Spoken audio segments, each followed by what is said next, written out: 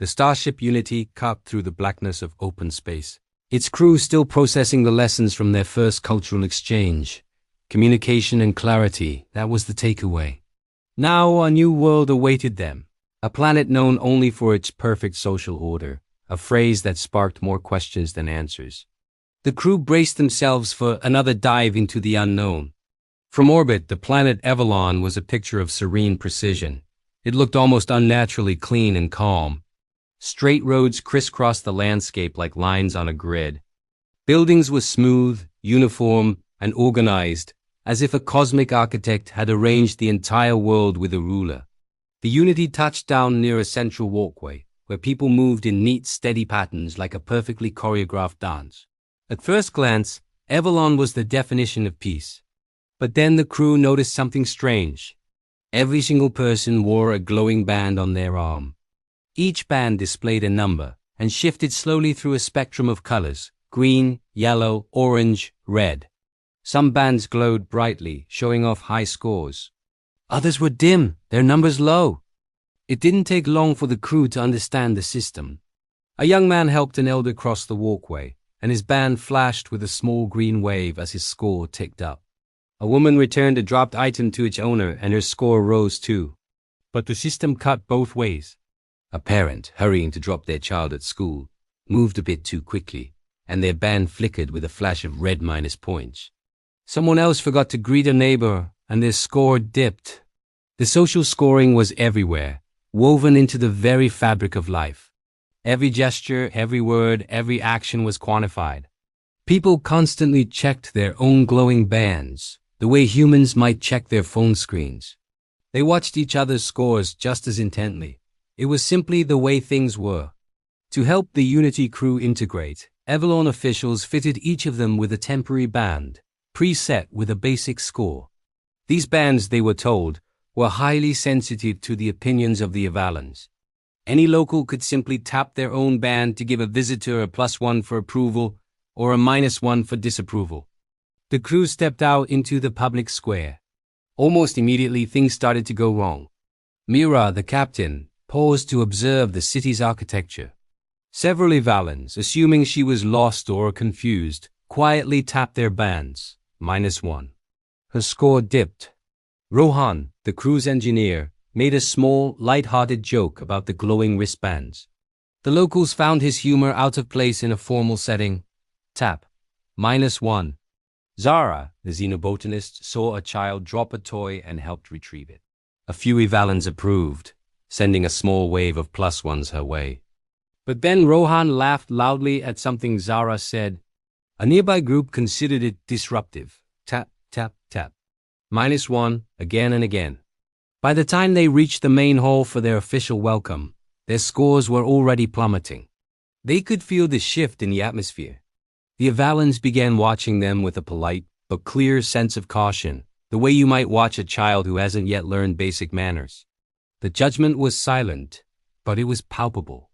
The main event was a public gathering where the Unity crew was scheduled to share Earth's culture. It was meant to be a friendly exchange, a meeting of minds. But from the moment they started, their bands reacted to every word and action. When Mira questioned whether a system of constant scoring might create undue stress, several Evalons pressed -1. When Rohan respectfully countered a point made by an Evalon dignitary, he was hit with a cascade of negative ratings. Disagreement, it seemed, was considered social disruption. Zara asked for more clarity on how the ratings were calculated. This was seen as a time delay, -1. The crew stepped aside for a quick private discussion, and onlookers rated them down for it. Private conversations were suspicious.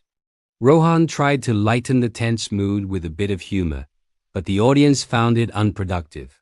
More -1s. Their scores, displayed on their wrists for all to see, spiraled into negative values. The Evalons watched the glowing red numbers and drew their conclusions. These humans lacked discipline, they lacked social understanding. They needed to be retrained, corrected, to function in Evalon's perfect system. Myra felt utterly misunderstood. Zara felt unfairly judged. Rohan felt like he was a walking failure. They had never been reduced to a set of numbers before. The experience was profoundly dehumanizing. In a private meeting that followed, Evalon officials informed Mira that her crew's unstable scores were a problem. They politely suggested that the humans were socially misaligned and might require supervision for the remainder of their stay. The message was clear: you are not fit for our society. The cultural misunderstanding had escalated into a direct clash. Just as the tension reached its peak, Zara stepped forward. In her hand was Unity's universal analyzer, the same tool they'd used on their previous mission but now set to a different mode. She had been quietly recording the daily life of Evalon citizens for several hours. Now she played it back for the council. The recording showed Evalon life through an outsider's eyes. It showed people maintaining forced smiles, even when visibly exhausted, because a frown meant losing points. It showed parents pushing their children to perform tasks perfectly, because a child's score directly impacted the family's reputation. It showed workers driving themselves past their limits, hiding their fatigue because tiredness was a score-dropping liability. The playback revealed neighbors giving each other negative ratings for the smallest of inconveniences. It showed people performing good deeds not out of pure kindness, but for the points. One scene was particularly heartbreaking. A teenager's score fluctuated wildly in public, and you could see their confidence crumble with every drop. The recording ended with a simple, powerful image. A small child tripped and fell. Her band glowed orange as she lost 3 points for the accident. Her face fell, and she began to cry quietly.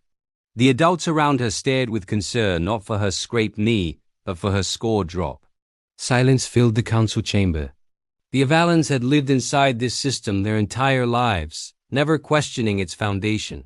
The recording exposed the hidden pressure, the constant fear, and the pervasive anxiety that lurked just beneath the surface of their perfect order.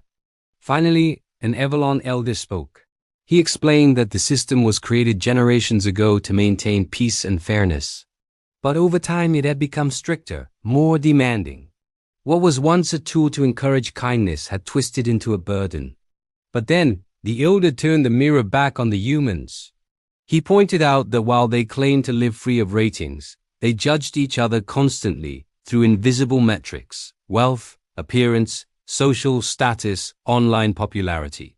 Humans filed lawsuits over petty disagreements. They dismissed the opinions of those they deemed to be of a lower class. They pretended not to care about approval, but silently judged and ranked one another in their own minds. The Unity crew felt the truth of his words resonate deep within them. Evalon had its glowing numerical flaws, but Earth society had its own invisible, and perhaps more insidious versions of the same problem. This wasn't a one-sided issue. Both cultures had so much to learn from each other. After a period of long reflection, the Evalons agreed to change. They introduced no-score zones in their city's designated spaces where the bands shut off, and people could speak, rest, and interact freely, without the pressure of a public rating. At first, the citizens were hesitant, but as they stepped into these zones, a palpable sense of relief washed over them. Real emotions surfaced. Conversations became more natural. People smiled without worrying about their score. The humans learned a valuable lesson too. They realized that being completely carefree about others' opinions could sometimes lead to insensitivity and disrespect.